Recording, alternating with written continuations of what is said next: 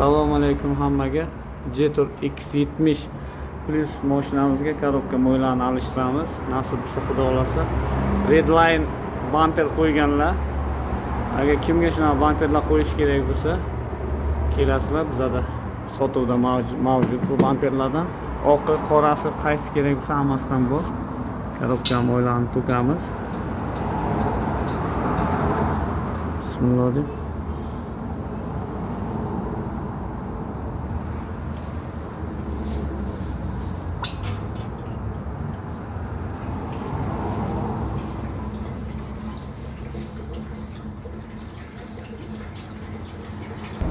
Tak, mana korobkani filtri.